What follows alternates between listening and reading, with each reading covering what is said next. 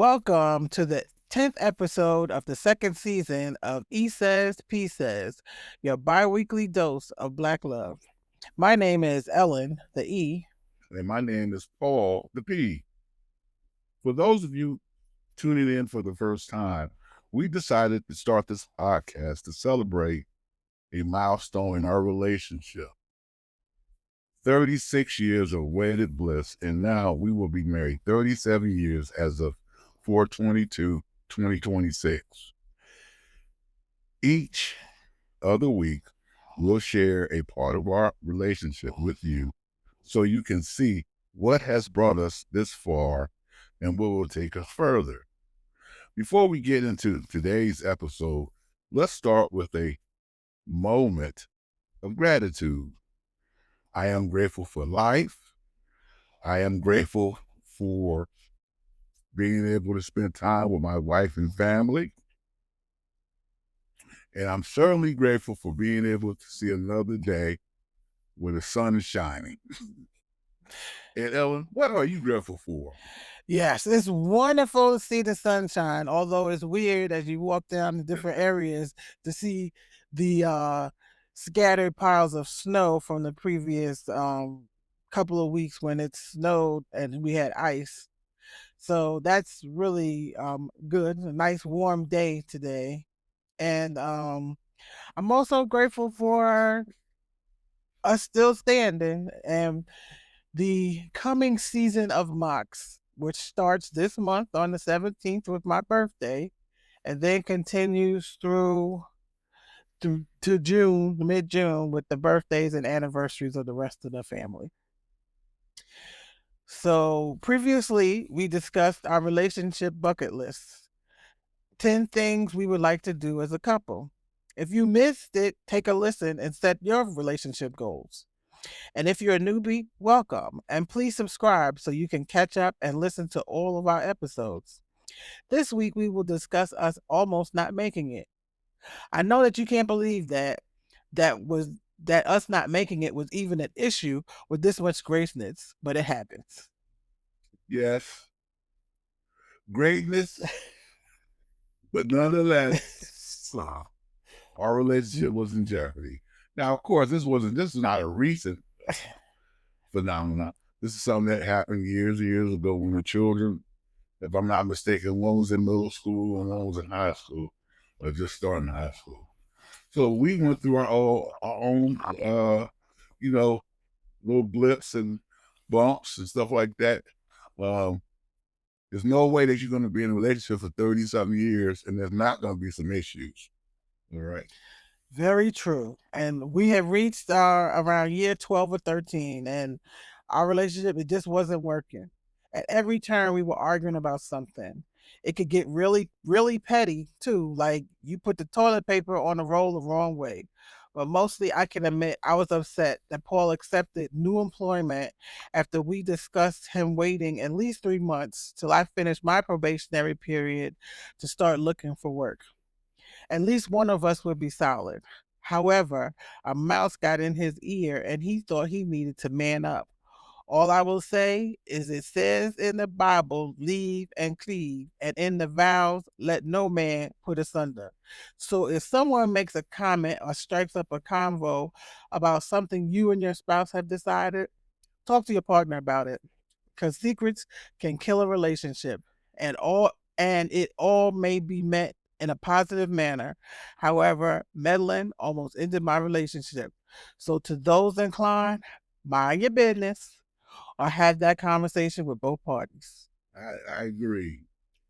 Because listening to other people can also ruin a relationship and tear a marriage asunder. So you have to be careful who you're listening to and what information you internalize. Because, it might be a certain situation where your partner may not have any issue with it. Ellen wasn't concerned that I wasn't working at the time. But, it was a combination of things. So that machismo and with, being what my definition of a man was. So being in the world, being in the United States, you know, you get immersed in what America's definition of a man is, right? Man is supposed to be a protector and provider, and you can get caught up in those narratives. And if you're not careful, it can hurt your marriage. Yes, and to give you some background, my husband had just finished his second year of teaching in Baltimore City public schools. He'd been teaching middle school, seventh grade, 30 plus kids, several classes every day. And I'd say near the end of that school year, we relocated to the suburbs where we have been in the past 20 years. So he went from being able to commute on the bus and get to work in maybe 30, 45 minutes to fortunately having a coworker that would ride share with him to commuting. So he had to ride share into Baltimore. So he was getting up earlier to get into work, and then he was coming home after work. He wasn't driving, but just dealing with traffic and commuting. He was more tired and worn out than he usually would. Because, you get on the bus 45 minutes. By the time you get home, you're refreshed. You walk to the house, you've taken your cool down break, and you're, ready to start the second part of your day with your family. But I looked at my husband after the last day of school, and I was like, that man is exhausted. Have you ever seen your partner just look like a zombie? I mean, he was just walking around. He was doing something in the kitchen, and I think I said something to him, and he looked at me just like he looked past me, and I was like, "Oh no, oh no." I was like, and he was supposed to go back. He was supposed to go back to Baltimore City for the fall, and at that time he wasn't a driver. He wasn't driving. So moving to the suburbs, unless he got a job in the city teaching, he wasn't going to be able to teach. And at that time there were not that many positions available, and he only had his interim license. And Frederick County teaching standards were more stringent than Baltimore City. So I just told him to relax. I had it.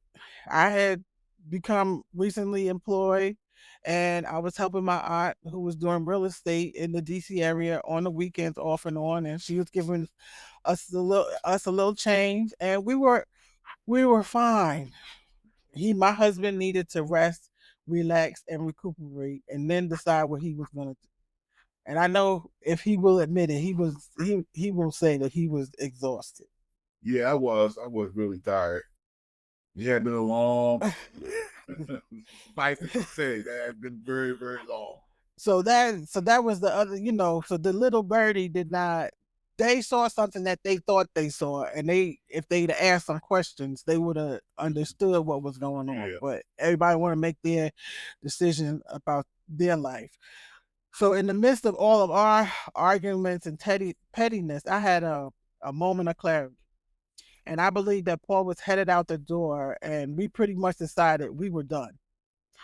And one of us was heading to the courthouse that day or the next. And as he walked out, I called him back, and I said, if we're going to move forward with ending our relationship, we need to talk to someone. Because if we end on this note, or at this moment, we will not be good parents to our children. Paul agreed, and when he returned home, I suggested we start by talking to our minister. I thought that was at first I definitely had reservations, but then as I thought about it, I said, well, I don't hate Ellen. I just really dislike her at this particular time. And we had 2 children involved. And so I think that was the best decision at that particular time to go ahead and speak to our minister, who we both respected. And and uh and that's exactly what we decided to do. And I'm glad we did make that decision, because that was a game changer in our Yes, relationship. it was. Going to see her and have her speak to us firstly together, and then secondly to speak to us apart. And slowly we were able to kind of repair some of the damage that had been done in the relationship. So just to let everybody know. Don't ever think you're too good to get counseling or go talk to somebody in your relationship. And try to say to yourself, whenever you get mad at your spouse, you say you're gonna leave, is this all that we can do? Is it just over, or can we talk to somebody and hopefully repair it? Because God doesn't want us to be uh divorced if at all possible.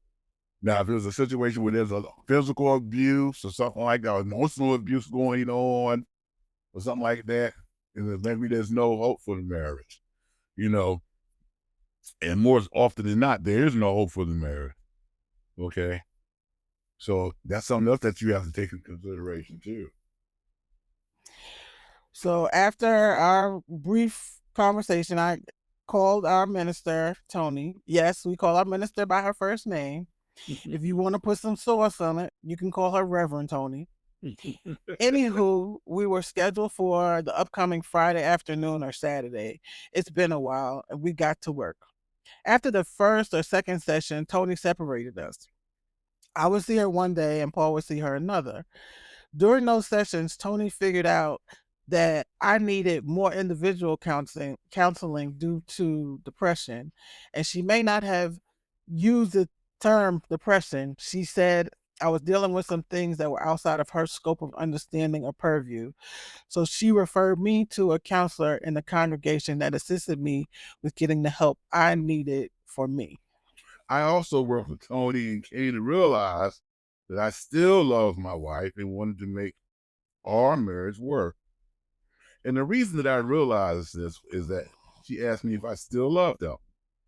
This question still offends me to this day. Because it was not that I didn't love Ellen. And just to go, and to anybody that's listening out there, you may actually really love your spouse, but you can have a deep dislike. Okay, that could tear a marriage apart. But if you can come to some type of understanding where you can get a third party involved, which is remember, understand something. You are going to be entrenched in your viewpoint. She's going to be entrenched in her viewpoint. You need somebody to come in there. It's like arbitration with baseball. Somebody got to break the tie. Team says that, I should get XYZ because they look at my statistics and this and that.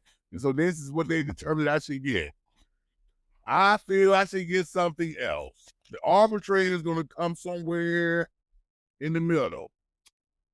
So you need a counselor a lot of times, guys, to kind of break the tie, so to speak. Okay? So let's keep that in mind. Is it over? Really? Is it over? Or is it something that can actually be worked out?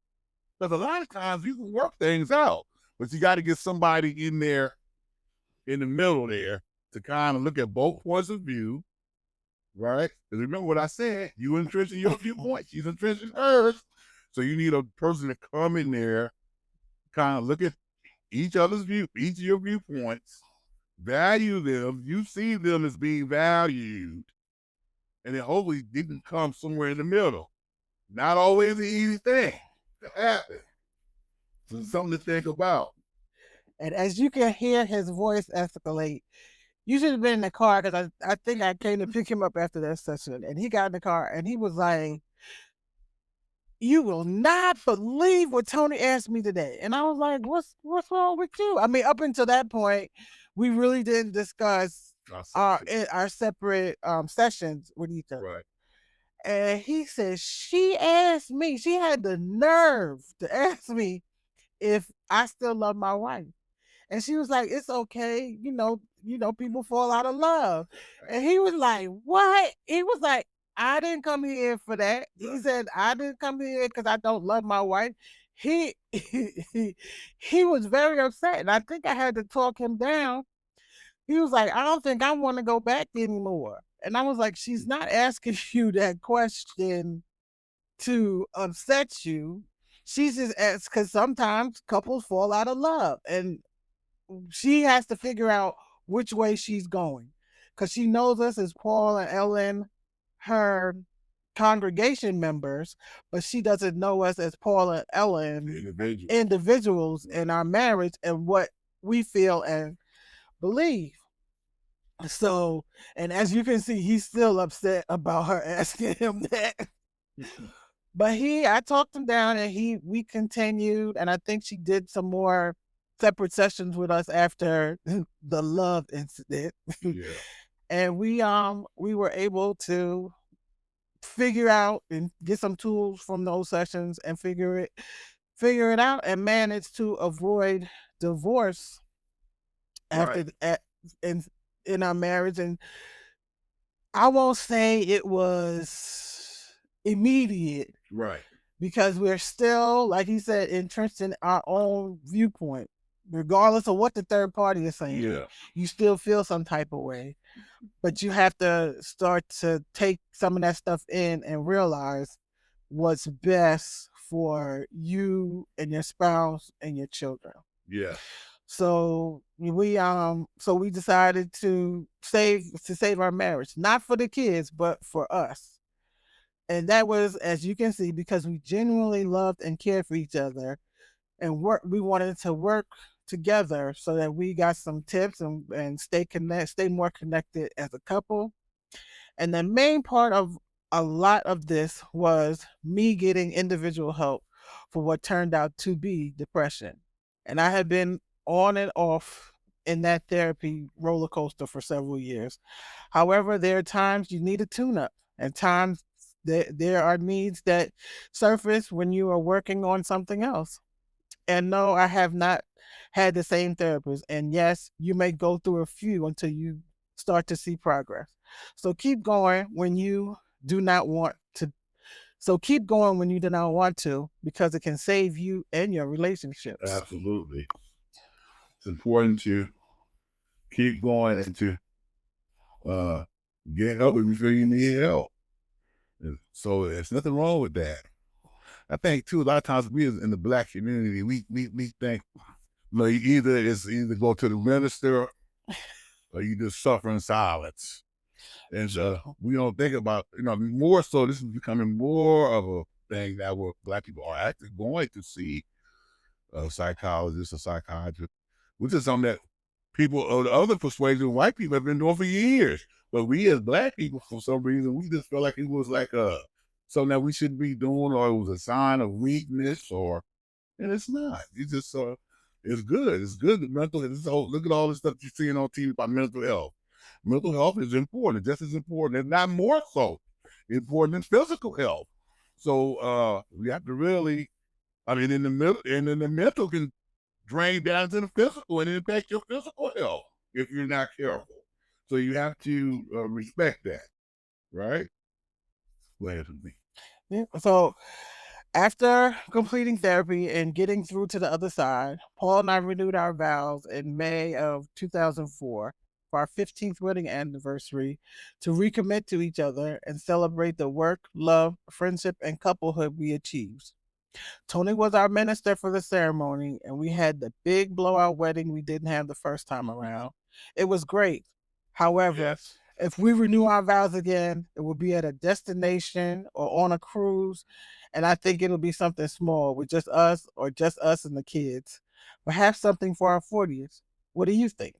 I would love it. Great. Always an excuse to have a party. Yeah, that's right. That's always awesome. So let's say, before I'm going to get into this before our mock minute. Let us begin with a Black History moment.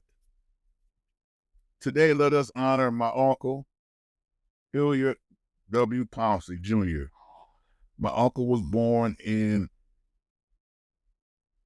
on February 1922 in Pritchard, Alabama.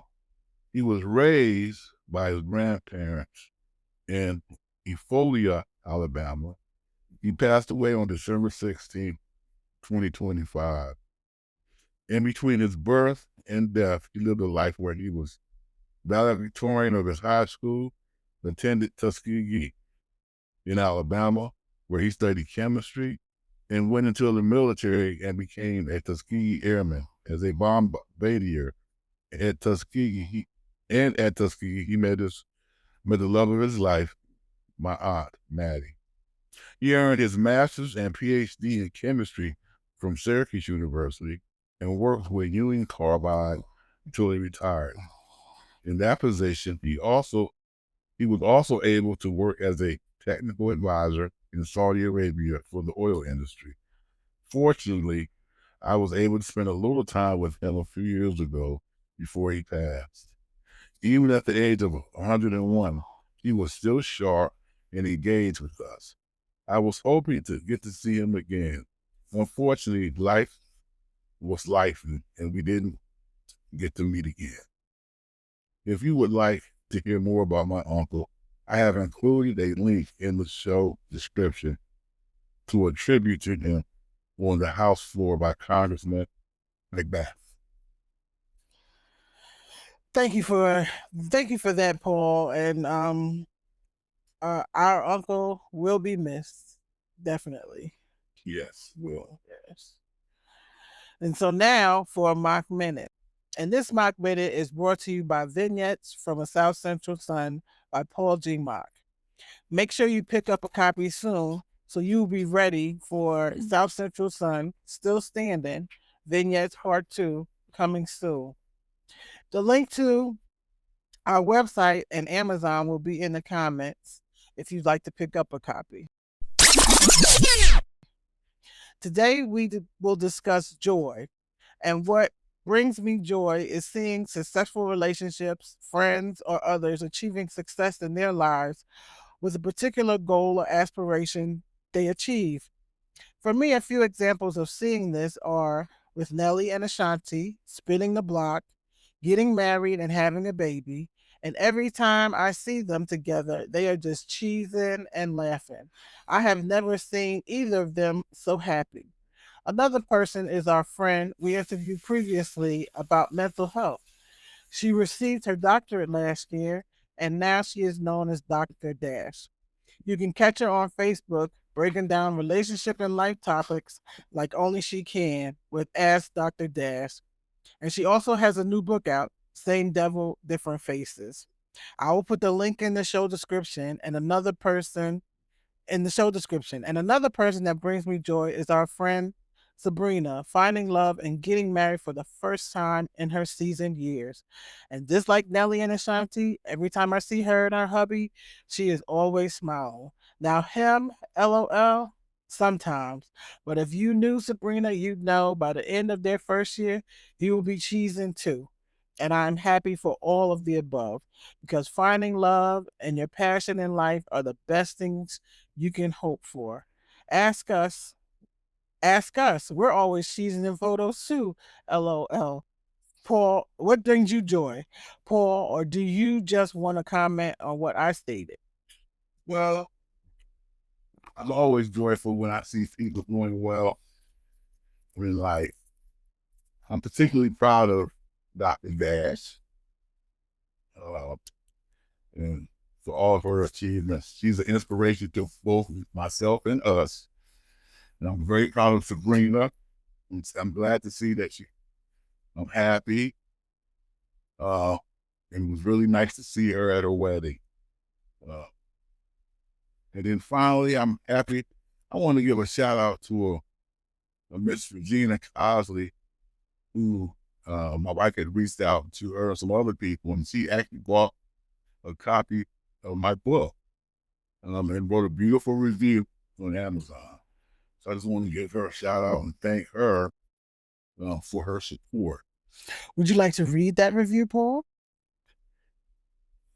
Maybe during the Next, time that we do our podcast, I'd like to read what she wrote.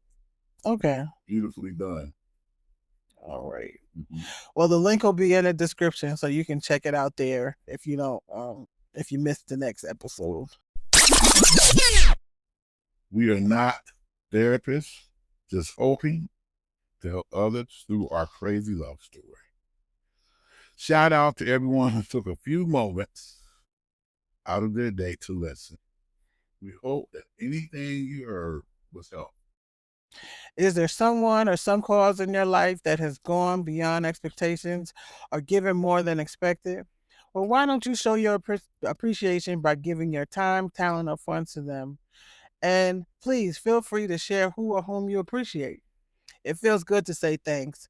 Or you can send a note or leave one on our social media platforms to thank someone you know working hard at whatever it is that they do that is making lasting change in their field or the world. You can also check out our website, mockmediagroup.com, where you can listen and learn about all things happening with the Mocks. If you like this content, I'd love your support in improving the show. Donate at buymeacoffee.com/Mock Media Group to help cover hosting costs, gear upgrades, and to give us more time to create great content for you. And make sure to subscribe on any platform you listen to podcasts so you don't miss an episode. Thanks for joining us this week when E Says P Says, your weekly dose of Black love. You can also check us out and keep up with us on our social media platforms, Facebook, Instagram, TikTok, and YouTube at Media Group, Mock Media Group. And don't forget to subscribe to our podcast on your preferred platform so that you don't miss any of our episodes. And feel free to leave any questions or comments on one of our social media platforms. See you in a couple of weeks. 1,